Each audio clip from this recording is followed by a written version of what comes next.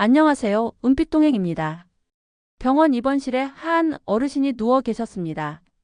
곁에는 아무도 없었고 핸드폰은 조용히 책상 위에 놓여 있었습니다. 요양병원에 입원한 지 3일째, 자녀들에게 연락은 한 통도 오지 않았습니다. 간호사가 조심스럽게 묻습니다. 아드님이나 따님은 언제쯤 오시나요? 어르신은 대답하지 않았습니다. 그저 창밖만 오래 바라보다가 이렇게 말하셨습니다. 바빠서 그런 거겠지. 다 자기 살기 바쁘니까. 하지만 간호사는 알고 있었습니다. 그 어르신은 입원할 때 자식한테는 알리지 말아달라고 했다는 걸요. 아들이 전화를 피한다는 것도, 며느리가 전화를 안 받는다는 것도, 이미 몇 번이나 시도해봤지만 받아주는 사람은 아무도 없었다는 걸요. 왜 이렇게 됐을까? 많은 부모님이 속으로 이 질문을 반복합니다. 우리 애들 그렇게 안 키웠는데. 하지만 진짜 질문은 이겁니다. 나는 자식의 인생에 어떤 존재였을까? 자녀가 연락을 피하는 이유는 단순히 바빠서가 아닙니다. 그들은 알고 있는 겁니다. 전화를 걸면 잔소리부터 시작된다는 걸, 만나면 결정 하나하나에 참견이 들어온다는 걸, 결혼은 왜 그 집에서 했냐? 직장은 왜 그 회사냐? 애는 왜 그렇게 키우냐? 돈은 어떻게 쓰냐? 너는 옛날에 내가 어떻게 키웠는데? 이런 말들이 자녀에겐 도움이 아니라 숨이 막히는 지시로 들립니다. 어떤 자녀는 이렇게 말했습니다.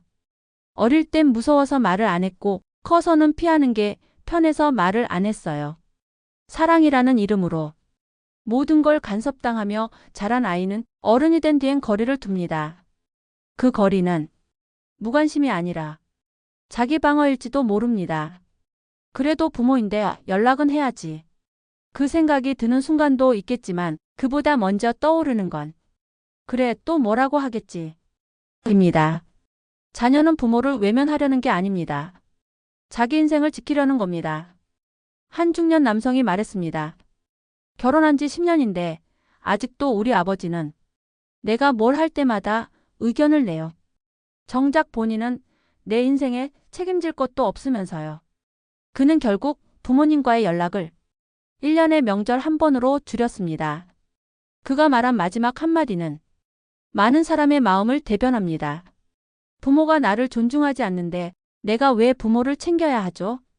노년이 외로운 진짜 이유는 몸이 아파서도 시간이 남아서도 아닙니다. 함께할 사람이 있어도 연결될 수 없는 감정의 거리 때문입니다. 이 거리의 시작은 자녀가 어릴 때 넌 내 말만 들으면 되라고 했던 그 말 한마디에서부터 시작됐을 수 있습니다. 내가 너 키우느라 평생 고생했는데 내가 잘 돼야 내 보람이 있는 거야. 이 말들이 자녀에겐 부담이 되고 거리가 되고 결국은 차단이 됩니다. 자녀가 부모를 피하는 건 사랑이 없어서가 아닙니다. 관계 안에서 숨을 쉴 수 없어서입니다. 진짜 가까운 부모는 왜 전화 안 했어? 가 아니라 괜찮니? 그냥 목소리 듣고 싶었어. 라고 말하는 사람입니다. 자녀가 다시 다가오는 건 잔소리 없고 비교 없고 판단 없는 자리입니다. 그 공간을 만들기 위해선 부모가 먼저 한 발 물러나야 합니다. 그 물러남은 포기가 아니라 존중입니다. 다음은 그 존중이 왜 사랑보다 더 중요한지, 그리고 통제가 왜 관계를 망치는지 이어지는 대본에서 말씀드리겠습니다. 너 잘 되라고 하는 말이야. 이 말 한마디로 시작된 충고는 끝을 모른 채 계속 이어졌습니다. 직장 문제, 결혼 상대, 육아 방식, 집안 분위기, 돈 쓰는 방법까지 모든 선택 앞에서 자녀보다 앞서 말하는 사람. 그게 부모였습니다. 처음엔 자녀도 참습니다. 그럴 수도 있다고 생각합니다. 하지만 점점 그 말이 관심이 아니라 감시처럼 느껴지기 시작합니다. 한 딸이 있었습니다. 결혼을 앞두고 부모에게 인사를 시키려 남자친구를 데려갔습니다. 밥을 먹는 자리에서 아버지가 묻습니다. 부모님은 뭐 하시나? 집은 사놨나? 차는 있지? 요즘 직장 불안정하지 않나? 질문은 대화가 아니라 검사가 되었습니다. 딸은 얼굴이 굳었고 남자친구는 말수가 줄어들었습니다. 집에 돌아온 딸은 말했습니다. 아빠, 나 결혼식은 그냥 친구들이랑 간소하게 할게. 아빠는 오지 말아줘. 아버지는 분노했습니다. 내가 너 잘 되라고 물어본 건데 고작 그거에 화가 나서 날 빼겠다고? 하지만 딸은 단호했습니다. 아빠, 그건 사랑이 아니라 내 삶을 자꾸 너 삶처럼 만들려는 거야. 사랑이라는 이유로 상대의 삶을 조정하려 드는 순간 그건 사랑이 아닙니다. 통제입니다. 부모는 자녀가 좋은 인생을 살았으면 합니다. 그래서 더 많이 말하고 싶고 더 많이 알려주고 싶습니다. 하지만 자녀 입장에선 그 말들이 나를 못 믿는다는 신호처럼 들릴 수 있습니다. 그렇게 하면 안 돼. 내가 해봐서 아는데 너도 똑같이 될 거야. 내 말대로 하면 실패 안 해.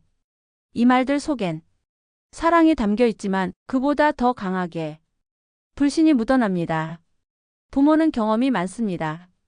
살아온 세월이 있죠.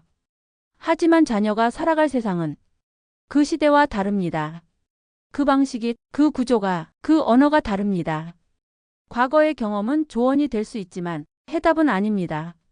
자녀는 스스로 부딪히고 스스로 실수하고 스스로 책임지는 과정을 통해 진짜 어른이 됩니다. 그걸 막는 순간 부모는 자녀의 성장 기회를 뺏는 겁니다. 한 아들이 있었습니다. 대학 진학부터 전공 선택, 첫 직장까지 모두 부모가 정해준 길로 갔습니다. 하지만 그 아들은 30대 초반 회사를 그만두고 연락을 끊었습니다. 나는 한 번도 내 삶을 살아본 적이 없어요. 그가 남긴 말입니다. 부모의 기대 속에서 정답대로만 살아온 그는 어느 순간 자신이 누구인지 모르게 되었다고 말했습니다. 사랑은 길을 정해주는 것이 아니라 길을 찾을 수 있도록 기다려주는 것입니다. 실수할까봐, 고생할까봐, 아플까봐 모든 걸 대신해주고 싶은 마음. 그 마음은 이해됩니다. 하지만 진짜 사랑은 그 실수와 고생을 할 수 있도록 믿고 지켜보는 용기입니다. 통제는 처음엔 돌봄 같지만 끝은 거리입니다. 자녀는 그런 부모를 피하게 됩니다. 한 친구가 있었습니다. 결혼해서 타지로 이사 간 후 부모와의 연락을 줄였습니다. 전화하면 10분 안에 꼭 결론이 나요. 이건 하지 마라, 저건 이래라. 마치 보고서를 내는 기분이에요. 그는 웃으며 말했지만 그 웃음엔 지친 마음이 묻어 있었습니다. 그는 말했습니다. 내가 잘하면 내 덕이고 못하면 부모가 다 나무라요. 내 인생인데 왜 아직도 허락받으며 살아야 하죠? 부모의 사랑이 존중으로 바뀌지 않으면 관계는 자꾸만 지시- 수행 구조로 굳어집니다. 그리고 자녀는 거기서 벗어나려 거리 두기를 시작하죠. 이제는 물어야 합니다. 나는 자녀의 인생을 얼마나 인정해줬는가? 내가 원하는 길이 아닌 자녀가 원하는 길을 응원해 본 적이 있는가? 사랑은 조건이 없습니다. 그저 잘 되기만 바라는 마음이죠. 그렇다면 이제 그 잘됨을 자녀 스스로 결정하게 해야 합니다. 그 선택이 실패로 끝나더라도 부모는 그 옆에서 말없이 따뜻하게 괜찮다, 다시 해보자라고 말할 수 있어야 합니다. 그게 사랑입니다. 이제 다음은 부모가 자녀에게 줄 수 있는 가장 위대한 선물에 대해 말씀드리겠습니다. 물질이 아닌, 가르침도 아닌, 자녀가 평생 간직하는 그 한 가지에 대해 이어서 알려드리겠습니다. 부모로서 자녀에게 무엇을 줄 수 있을까요? 학비를 대주는 것, 집을 사주는 것, 결혼 자금을 마련해 주는 것. 물론 그런 지원은 자녀에게 큰 도움이 됩니다. 하지만 그런 것들은 대부분 일시적입니다. 그리고 상황에 따라서는 오히려 부담이 되기도 합니다. 한 청년이 이런 말을 했습니다. 결혼할 때 부모님이 아파트 전세금을 마련해 주셨어요. 그때 고마웠죠. 그런데 그 이후엔 그 집 문제로, 생활비 문제로 계속 부모님이 우리 삶에 관여하게 됐어요. 결국 집을 옮기면서 관계도 멀어졌습니다. 그 청년은 그 후에야 깨달았다고 합니다. 자신에게 정말 필요했던 건 돈이 아니라 믿고 맡겨주는 태도였다고요. 물론 부모 입장에서는 도움이라고 생각하고 해준 일이지만 자녀는 그 안에서 자기 삶의 주도권을 뺏겼다고 느낀 겁니다. 결국 자녀에게 줄 수 있는 가장 위대한 선물은 재산도 경험도 아닌 존중과 자율입니다. 자녀가 스스로 선택하게 하고 그 선택을 존중하며 실패하더라도 끝까지 믿고 지켜봐 주는 것. 그게 바로 부모가 줄 수 있는 가장 성숙한 선물입니다. 프랑스 철학자 몽테뉴는 이런 말을 남겼습니다. 아이에게 줄 수 있는 최고의 선물은 뿌리와 날개다. 뿌리는 아이가 어디서 왔는지 잊지 않게 하고 날개는 아이가 어디로든 갈 수 있게 해줍니다. 부모는 자녀에게 지켜야 할 가치 뿌리와 도전할 자유 날개를 함께 주어야 한다는 의미입니다. 한 여성이 있었습니다. 젊은 시절엔 그림을 그렸고 결혼 후에도 꾸준히 창작 활동을 했습니다. 아이를 낳은 뒤에도 자신만의 시간을 확보하며 작업을 이어갔죠. 그 아이는 그런 엄마를 보며 자랐습니다. 엄마가 꼭 무언가를 해주지 않아도 엄마의 모습을 보며 자연스럽게 자신의 삶을 주도하는 법을 배웠습니다. 그 아이는 어른이 된 뒤 이렇게 말했습니다. 엄마는 내 인생에 간섭하지 않았어요. 대신 자기 인생을 열심히 살아가는 모습으로 내게 길을 보여줬어요. 그 여성은 아들에게 무언가를 가르치지 않았습니다. 그저 자기 삶을 진심으로 살아냈을 뿐입니다. 자녀는 말로 배워서 커가는 것이 아니라 부모의 삶을 보며 자라납니다. 그런 의미에서 가장 위대한 선물은 너도 내 인생을 주도할 수 있다는 확신을 주는 것입니다.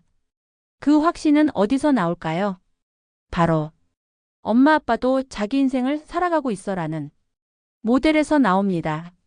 자녀가 부모를 바라보며 나는 저렇게 살고 싶지 않아 라는 마음이 들게 된다면 그건 부모가 무언가를 줄 수 없는 상태일지도 모릅니다. 반대로 우리 부모는 멋있다. 나도 저렇게 살아야겠다. 하는 마음이 든다면 그 부모는 존경과 사랑을 동시에 받을 수 있습니다. 자녀에게 좋은 인생을 물려주고 싶다면 그 시작은 부모가 먼저 자신의 인생을 진심으로 살아가는 것입니다.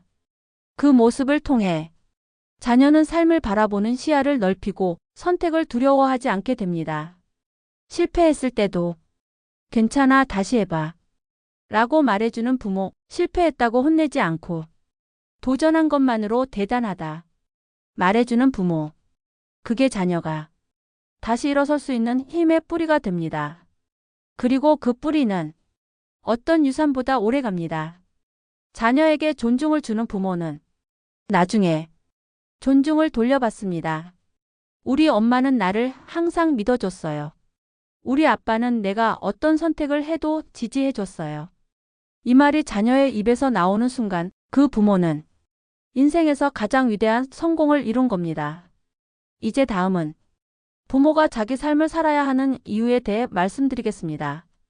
자녀의 인생에만 매달리다 보면 관계는 어떻게 무너지고 자존감은 어떻게 사라지는지 이어지는 대본에서 자세히 알려드리겠습니다. 내 인생은 다 너희한테 바쳤다. 이 말을 듣고 기뻐할 자녀는 세상에 거의 없습니다. 그 말 속에 묻어있는 건 너 때문에 나는 포기했다는 무거운 원망이니까요. 많은 부모님이 자녀를 위해 자신을 희생합니다. 좋은 학원, 더 좋은 옷, 때로는 자신이 입을 옷 하나 줄여가며 자녀에게 더 좋은 걸 주려 노력하셨죠. 그 마음은 정말 위대합니다. 하지만 그 희생이 시간이 지나 조건이 되고 기대가 되면 자녀는 죄책감에 시달리게 됩니다. 엄마 인생 다 바쳤다잖아. 아빠가 나 키우느라 고생한 거 다 아는데. 그렇게 자녀는 자유롭게 말하지 못하고 부담을 짊어진 채 자랍니다. 이런 상황이 반복되면 자녀는 부모와의 거리를 점점 벌리게 됩니다. 왜냐하면 부모를 볼 때마다 죄책감이 떠오르기 때문입니다. 어떤 자녀는 이렇게 말했습니다. 엄마가 늘 그러셨어요. 나는 너만 보고 살았다고. 그 말 들을 때마다 너무 미안했어요. 그래서 엄마한테 솔직한 얘기를 못 하겠어요. 내가 엄마 인생 망친 것 같은 기분이거든요. 자녀는 부모가 자신 때문에 자기 삶을 포기했다고 느낄 때 행복해지지 못합니다. 반대로 부모가 자기 삶을 살아가는 모습을 보일 때 자녀는 마음 편히 살아갈 수 있습니다. 우리 엄마는 지금도 수영 배우러 다녀. 아빠는 친구들이랑 등산 모임도 하셔. 이런 말을 하는 자녀는 부모를 걱정하지 않습니다. 그리고 부모와의 관계도 훨씬 자연스럽고 건강합니다. 자신의 인생에 없던 부모는 자녀의 인생에 과하게 개입하게 됩니다. 왜냐하면 나의 만족을 자녀를 통해 대신 얻으려 하기 때문이죠. 내가 못 이룬 꿈을 너는 이뤄야 한다. 내가 못 살았던 방식으로 너는 살아야 한다. 이런 기대는 결국 부모도 자녀도 모두 지치게 만들 뿐입니다. 자녀에게 기대지 않으려면 부모는 자신만의 중심이 있어야 합니다. 그 중심은 작은 취미일 수도 있고 가벼운 모임일 수도 있고 새로운 배움일 수도 있습니다. 어떤 60대 어머니는 시를 배우기 시작했습니다. 처음엔 한글을 쓰는 것부터 다시 익히셨고 나중에는 직접 시를 써서 지역 문예지에 실리기까지 했습니다. 그에 따른 말합니다. 엄마가 시를 쓰면서 더 밝아지셨어요. 이제는 나보다 더 바쁘세요. 그리고 전화하면 잔소리보다 시 한 줄을 읽어주세요. 그 엄마는 더 이상 딸에게 자신의 외로움을 덜어내지 않습니다. 왜냐하면 자기 삶이 너무 만족스럽기 때문입니다. 자기 삶이 충만한 부모는 자녀에게 무언가를 요구하지 않습니다. 그냥 있는 그대로의 자녀를 바라보고 그대로 응원할 수 있는 여유가 생깁니다. 그런 부모 밑에서 자란 자녀는 부담 없이 연락하고 기꺼이 마음을 엽니다. 한 중년 남성이 있었습니다. 젊었을 땐 늘 부모에게 죄송한 마음이 컸습니다. 하지만 부모가 시니어 모델로 활동을 시작하고 무대에 서는 모습을 보고 나서는 오히려 자신이 더 자랑스러워졌다고 말했습니다. 우리 부모님 멋있어요. 이 말은 세상에서 가장 아름다운 자식의 고백입니다. 그 말이 나오기까지는 부모가 자신을 위해 노력하고 도전하고 즐기는 삶을 선택해야 합니다. 물론 처음엔 뭘 해야 할지 모를 수도 있습니다. 하지만 하루 10분이라도 나만의 시간을 확보하고 그 시간에 내가 좋아하는 것을 한 줄이라도 써보거나 한 컷이라도 찍어보는 습관을 만들어 보세요. 그게 결국 당신을 다시 살아 숨쉬게 만들고 자녀와의 관계도 새로운 숨결을 불어넣게 됩니다. 자녀에게 전부를 쏟아붓기보다 당신 자신에게도 시간을 주세요. 그래야 자녀도 당신을 존중할 수 있습니다. 다음은 부모가 자녀를 진짜로 믿는다는 건 무엇을 의미하는지 말씀드리겠습니다. 놓아주는 용기, 지켜보는 신뢰가 왜 진짜 사랑이 되는지를 마지막 대본에서 이어드리겠습니다. 너 잘할 수 있을까? 그렇게 해서 되겠니? 그건 너무 위험하지 않니? 부모는 자녀가 무엇을 하겠다고 말할 때 본능적으로 걱정부터 앞섭니다. 그 걱정은 사랑입니다. 하지만 그 사랑이 지나치면 자녀는 믿음이 없는 부모라고 느낍니다. 어떤 딸은 유학을 가겠다고 말했습니다. 부모는 단호하게 말렸습니다. 위험해, 넌 혼자 못해. 차라리 여기서 학원 다녀. 그 딸은 울면서 말했습니다. 내가 못하는 게 아니라 엄마 아빠가 나를 못 믿는 거잖아. 그 말에 부모는 말문이 막혔습니다. 믿음은 지켜보는 것입니다. 그리고 기다려주는 것입니다. 자녀가 넘어질까봐 시작도 못하게 하는 건 결국 평생을 보호받는 아이로만 남게 만드는 일입니다. 부모가 자녀를 놓아주지 못하는 이유는 믿음이 없어서가 아닙니다. 사실은 불안해서입니다. 그 불안은 부모가 자녀의 실패를 자기 실패처럼 느끼기 때문입니다. 하지만 자녀는 부모의 기대를 채우는 사람이 아닙니다. 자기 인생을 스스로 책임져야 할 독립된 한 사람입니다. 한 남자가 있었습니다. 대기업을 다니다가 창업을 하겠다고 결심했습니다. 부모는 반대했죠. 하지만 그는 말했습니다. 실패하더라도 내 선택으로 해보고 싶어요.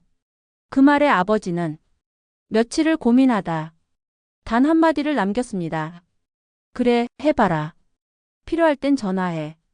그 남자는 그 말이 자신을 가장 멀리까지 데려가준 가장 짧은 응원이었다고 말했습니다. 부모의 믿음은 결국 자녀에게 날개를 달아주는 일입니다. 붙잡고 있으면 자녀는 못 날아갑니다. 하지만 놓아주면 비틀비틀 날다가 어느 순간 하늘을 날게 됩니다. 그 하늘에서 자녀는 부모를 바라봅니다. 내가 이 자리까지 온 건 누군가가 나를 믿어줬기 때문이야. 그 믿음은 돈보다 오래가고 조언보다 깊고 기억보다 따뜻합니다. 놓아주는 건 포기가 아닙니다. 존중이고 사랑의 완성입니다. 자녀는 자신의 삶을 스스로 만들 수 있습니다. 그 길이 멀고 돌아간다 해도 부모는 뒤에서 묵묵히 등을 봐주는 존재로 남아야 합니다. 그게 바로 자녀에게 가장 든든한 뒷모습입니다. 이제 영상 마무리로 이어가겠습니다. 이 영상을 끝까지 시청하셨다는 건 이미 여러분께서 진짜 좋은 부모가 되기 위한 노력을 하고 계신다는 증거입니다. 혹시 이 영상을 안 보셨다면 앞으로 자녀와의 관계에서 큰 오해나 상처, 그리고 돌이킬 수 없는 거리가 생길 수도 있었을 겁니다. 그러니까 오늘 이 시간 정말 잘 오셨습니다. 앞으로도 저희 은빛동행 채널에서는 노년기의 지혜로운 관계, 자녀와의 건강한 거리, 그리고 내 삶을 지키는 방법에 대해 꾸준히 알려드릴 예정입니다. 구독과 좋아요를 눌러주시는 분들은 로또 1등 당첨되실 거예요. 그리고 여러분의 소중한 의견도 꼭 댓글로 남겨주세요. 여러분의 경험과 생각이 또 다른 누군가에게는 위로가 되고 방향이 될 수 있습니다. 오늘도 함께 해주셔서 감사합니다. 은빛동행 채널은 당신의 인생이 더 따뜻하고 단단해질 수 있도록 늘 곁에서 응원하겠습니다.